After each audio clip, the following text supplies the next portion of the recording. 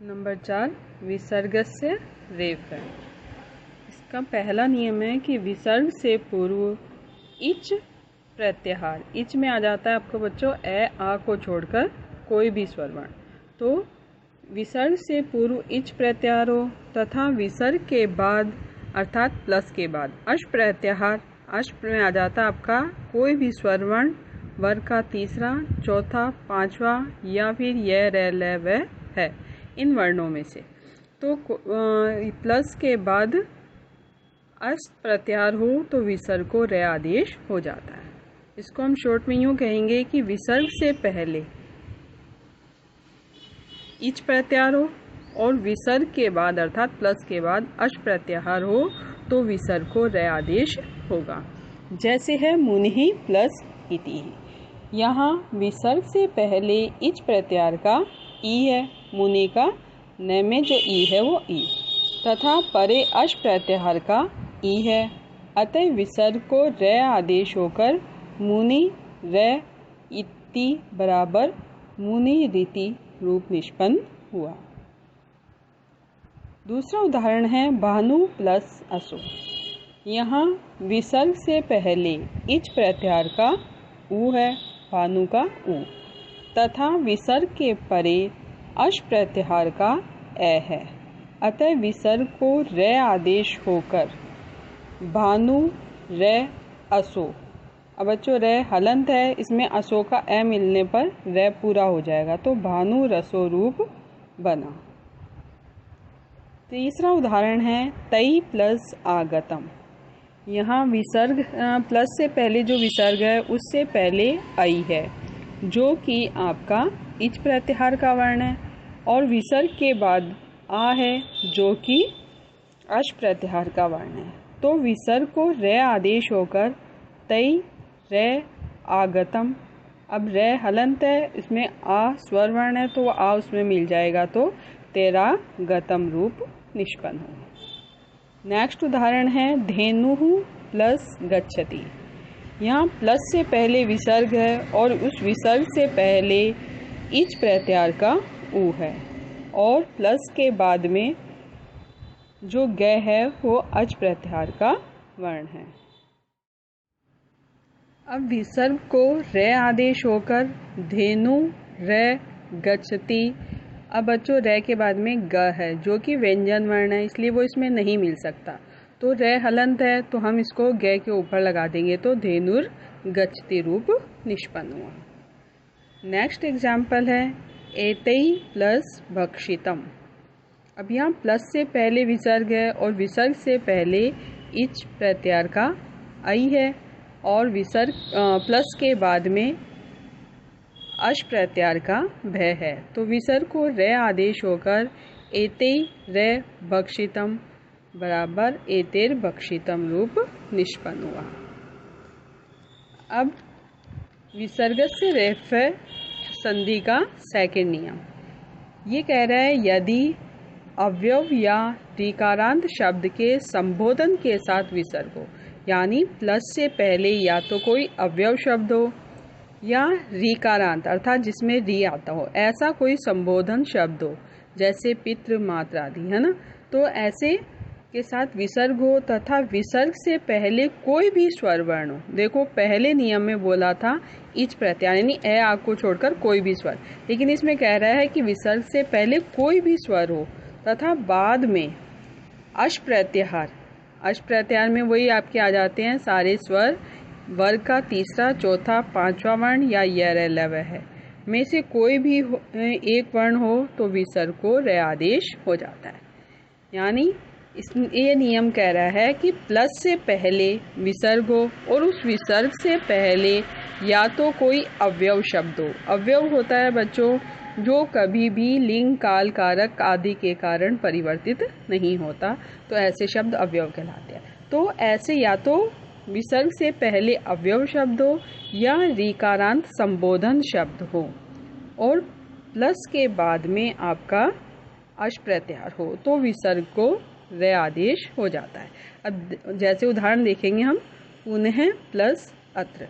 यहाँ पुनः में विसर्ग से पहले पुनः शब्द है जो कि अवयव है और विसर्ग से पहले न में स्वरवर्ण ए है और प्लस के बाद में अश प्रत्याहार का ए है।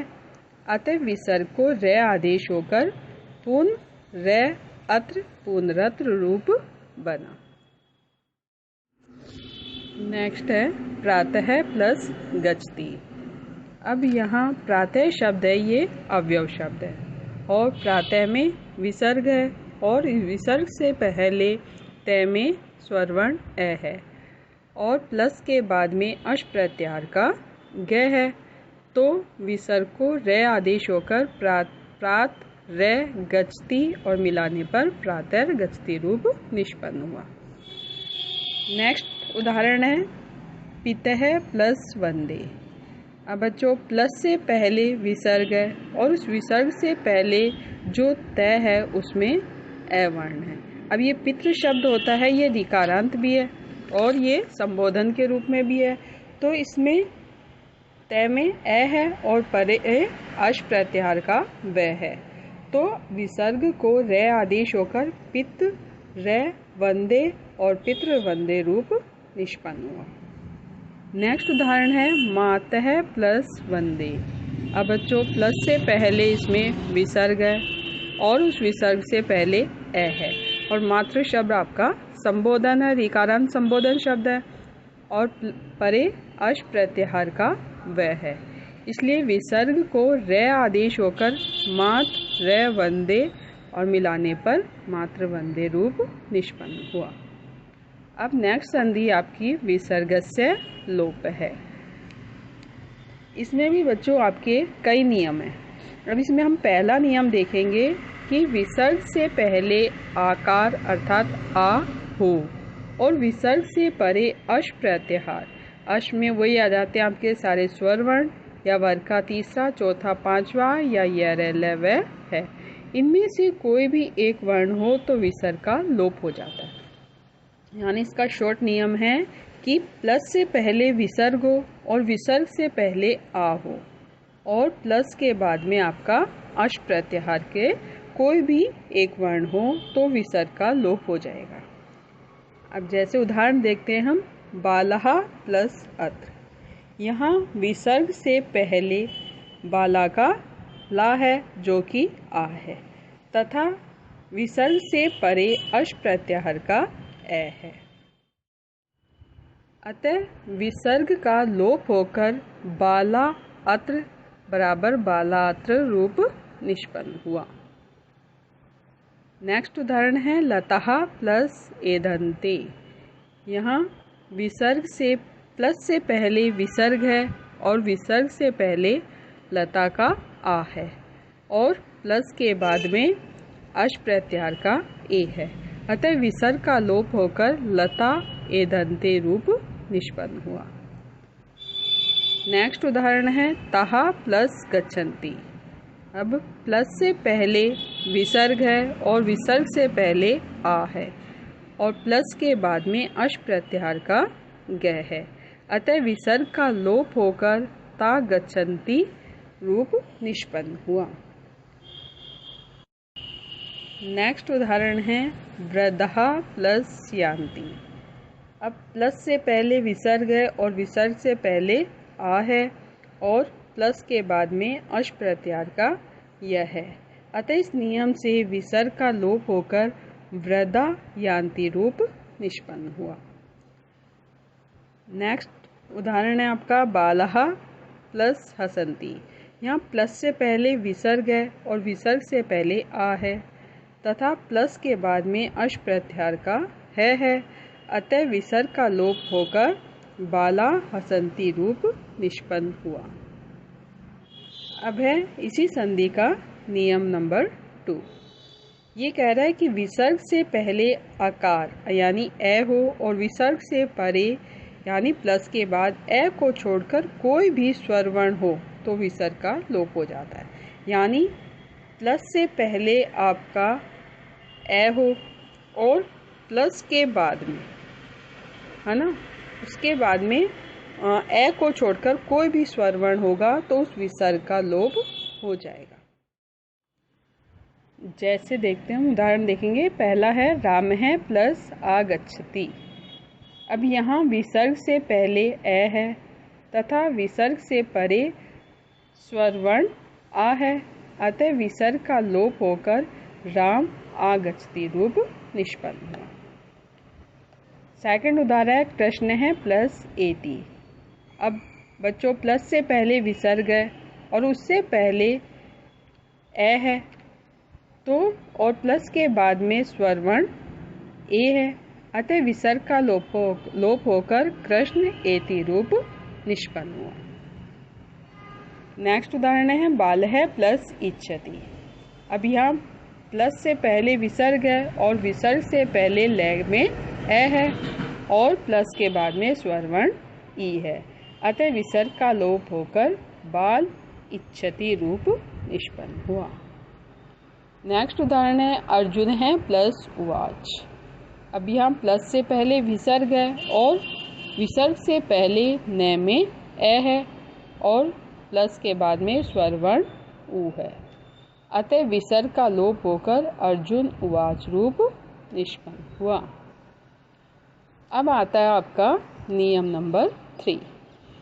ये कह रहा है कि सह और एषः इन दो शब्दों के बाद ए के अतिरिक्त कोई भी स्वर या व्यंजन वर्ण हो तो सह तथा एषः के विसर्ग का लोप हो जाता है। बच्चों, इसमें प्लस से पहले दो ही शब्द होने चाहिए, या तो सह या एषः, और प्लस के बाद में ए को छोड़कर कोई भी स्वर या व्यंजन वर्ण हो सकता, यानी ए नहीं होना चाहिए। ए के अतिरिक्त कोई भी स्वर या व्यंजन वर्ण हो तो जो शह और एषः शब्द है इनके विसर्ग का लोप हो जाएगा। अब जैसे हम उदाहरण देखेंगे तो इससे आपको और अधिक स्पष्ट हो जाएगा। जैसे ये कह रहा है सह प्लस इति। यहाँ प्लस से पहले सह है तथा प्लस के बाद ए के अतिरिक्त ई वर्ण है, यानी ए नहीं है तो ई है, अतः सह के विसर्ग का लोप होकर स इति रूप निष्पन्न हुआ। नेक्स्ट उदाहरण है एषः प्लस इच्छति। यहाँ प्लस से पहले एषः है तथा प्लस के बाद ई स्वर वर्ण है, अतः एषः के विसर्ग का लोप होकर एष इच्छति रूप निष्पन्न हुआ। नेक्स्ट उदाहरण है एषः गच्छति। एषः प्लस गच्छति। अब यहाँ प्लस से पहले एषः शब्द है और परे व्यंजन वर्ण ग है, अतः एषः के विसर्ग का लोप होकर एष गच्छति रूप निष्पन्न हुआ। नेक्स्ट उदाहरण है सह प्लस आगच्छति। अब यहाँ प्लस से पहले सह शब्द है और प्लस के बाद में स्वर वर्ण आ है, तो सह का जो विसर्ग है उसका लोप होकर स आगच्छति रूप निष्पन्न हुआ। नेक्स्ट उदाहरण है सह प्लस तत्र। यहाँ प्लस से पहले सह शब्द है और प्लस के बाद में व्यंजन वर्ण त है, अतः विसर्ग का लोप होकर स तत्र रूप निष्पन्न हुआ। नेक्स्ट उदाहरण है एषः प्लस विष्णु। यहाँ बच्चों प्लस से पहले एषः शब्द है जिसमें कि विसर्ग है और परे व्यंजन वर्ण व है, अतः विसर्ग का लोप होकर के एष विष्णु रूप निष्पन्न हुआ। अब नेक्स्ट उदाहरण सह प्लस शंभुः। बच्चों प्लस से पहले शह शब्द है और प्लस के बाद में व्यंजन वर्ण श है, अतः विसर्ग का लोप होकर स शंभु रूप निष्पन्न हुआ। अब है नियम 5वीं संधि का चौथा नियम। ये कह रहा है विसर्ग से बने रे के पश्चात यदि रे आए तो पूर्व रे का लोप हो जाता है, यानी विसर्ग से जो रे बना था उसका लोप हो जाता है, तथा लोप होने वाले रे से पूर्व के ए ई उ को दीर्घ आदेश अर्थात आ ई उ हो जाता है।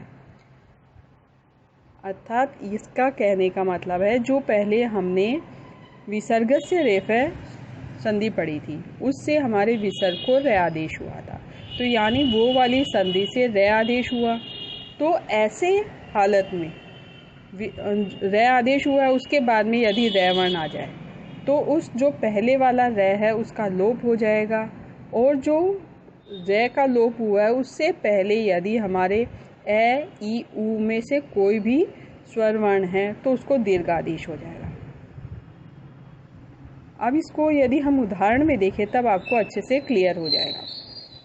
जैसे है कविः प्लस रचयति, यहाँ विसर्गस्य रेफः संधि से नियम नंबर 1, यानी उसमें भी 2 नियम थे, तो पहले वाले नियम से विसर्ग से पहले इच प्रत्याहार का ई है और विसर्ग के बाद में अश प्रत्याहार का रै है, अतः विसर्ग को रै आदेश होकर कवि रै रचयति रूप बना। ये तो हुआ हमारे संधि नंबर 4 का पहले नियम से। अब बच्चों ये नियम वो ये कह रहा है कि अब इस नियम को लागू करते हैं तो विसर्ग के रै के पश्चात रै है, अतः पहले वाले रै का लोप और इससे पूर्व वाले वी के ई को दीर्घ ई होकर कवि रचयति बराबर कवि रचयति रूप बना। अब बच्चों अगर एग्जाम में आपके आ जाए कविः प्लस रचयति, इसका संधि कीजिए तो आपको सीधा लिखना है कवि रचयति, सीधा ये रूप लिखना है बराबर विसर्ग संधि, और कवि रचयति आ गया, इसका आपको संधि विच्छेद करना है तो कविः प्लस रचयति। बाकी ये जो सारी बातें आपको बताई गई है केवल आपको समझाने के लिए है कि कैसे हुआ। अब है दूसरा उदाहरण, बानु प्लस राजते। अब नियम 4.1 से विसर्ग को रै आदेश कर दिया हमने, भानु रै राजते। अब इस संधि से विसर्ग के रै के बाद रै है, अतः इस नियम से पूर्व रै का लोप और भानु के उ को दीर्घ आदेश करके भानु राजते रूप निष्पन्न हुआ। नेक्स्ट उदाहरण है पुनः प्लस रमते। अब नियम नंबर 4.2 से हमने, अब ये पुनः शब्द है ये हमारा अवयव है, तो इसमें हमारा फोर्थ जो संधि थी उसके सेकंड नियम लागू होगा यहाँ पर, तो उससे पुनः रै रमते रूप हमारा निष्पन्न हुआ। अब इस नियम से रै का लोप तथा पुन के न के ए को दीर्घ आ आदेश होकर पुनः रमते रूप निष्पन्न हुआ। नेक्स्ट उदाहरण है हरिः प्लस रम्य। तो इससे नियम नंबर 4.1 से हरि रै रम्य शब्द हुआ, और अब इस रै का हमने इस नियम से लोप कर दिया और जो हरि का ई है उसको दीर्घ आदेश करके हरि रम्य बराबर हरि रम्य रूप निष्पन्न हुआ। अब है नेक्स्ट उदाहरण शंभु प्लस राजते। अब नियम नंबर 4.1 से हमने विसर्ग को रै आदेश कर दिया तो शंभु रै राजते रूप बना। अब नियम नंबर 5.4 से यानी इस नियम से हमने इस रै का लोप कर दिया और जो शंभु है उसके उ को हमने दीर्घ रूप दे दिया, तो शंभु प्लस राजते बराबर शंभु राजते रूप निष्पन्न हुआ।